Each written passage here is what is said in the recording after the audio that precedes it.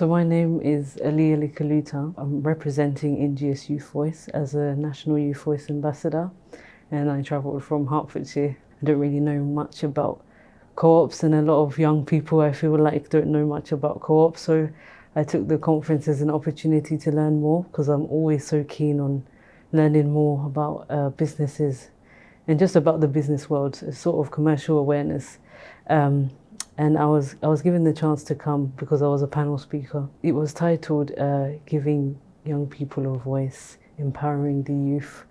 And I think the general consensus of what they wanted it to be was that they wanted to understand what it would look like if when they give young people a voice, to be able to now challenge the authorities or the organizations for what they're doing right and what they're not doing right. And also just to advise them about best practice, about how they can be able to cater to younger audiences. And in the panel, I did challenge the title, because it's not about giving young people a voice, because they already have a voice. It's more about amplifying their voices and giving them the platform to be heard. It seems like a movement that is very cohesive, and they're all about working together and all about equality and fairness, which is something that I really value, because when I first started off as a kind of like a youth MP, I was part of the UKYP programme with the British Youth Council. All I was advocating for was equality and diversity. I was an advocate for against racial discrimination towards the BAME community. So that was what kind of drew my interest, that sort of similar values and similar principles. There is a lack of awareness, and I remember I said it yesterday in a round table about education.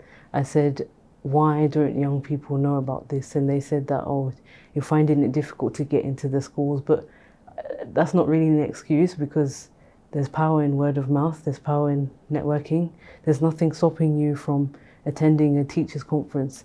There's nothing stopping you from attending a careers advisors conference and saying, you know what, can we introduce this to young people? I really believe in where there's a will, there's a way. If you really want to do something, there's no challenge, or there will be challenges, don't get me wrong, but it starts somewhere, is essentially what I'm saying. You can't keep using excuses that, oh, we can't do this, we can't do that, we need this, we need that. Start small. It starts with education. It starts with educating young people about what a co-op business model is. And the way that can be done is through webinars, workshops, going into schools and giving lessons about, because obviously you have business studies, right? And I know that they're trying to integrate that into the curriculum.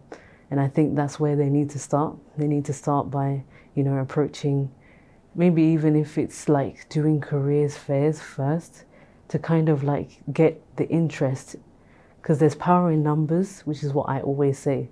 And if a young person really sees the vision that you're trying to put into practice, then we can be the advocate for that, and we can be able to implement the change that you want to be able to do, because there is power in our voices. And yeah, it really saddens me.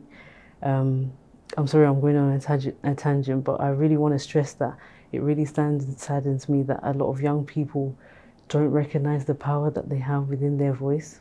I actually challenged somebody from the movement in the Young Co-operatives Network weekend, and I said, I'm really disappointed that I don't see more people like me.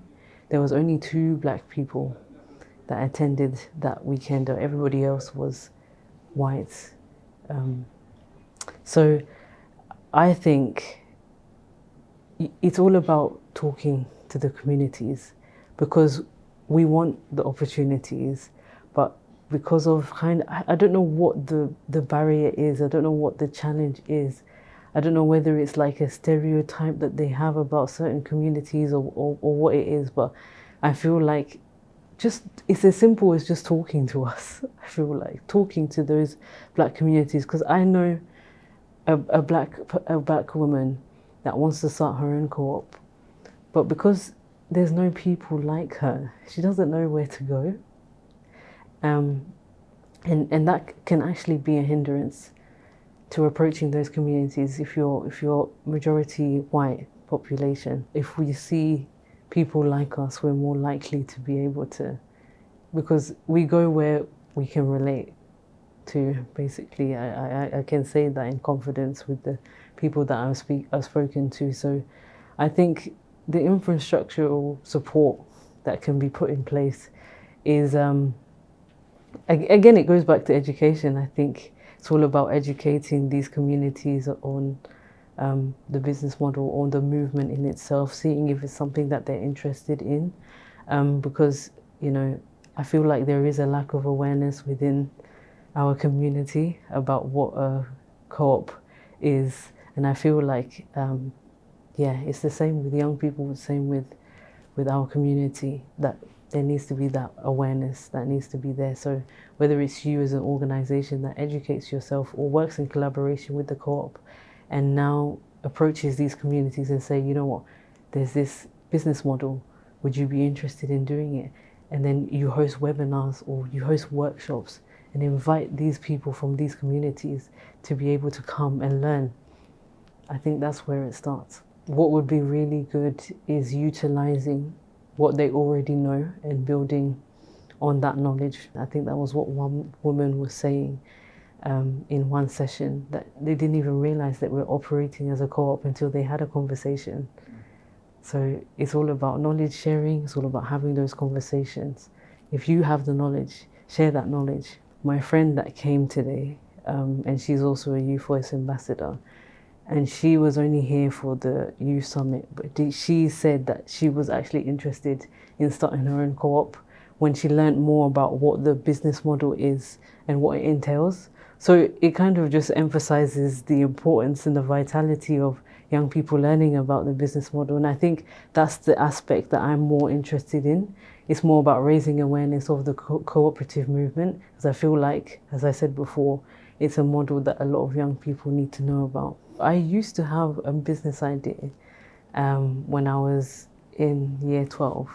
I wanted to set up my own charity in order to raise awareness, raise cultural awareness in schools, because I felt it was really important for, again, it's education. I felt it was really important for young people to be educated about different cultures.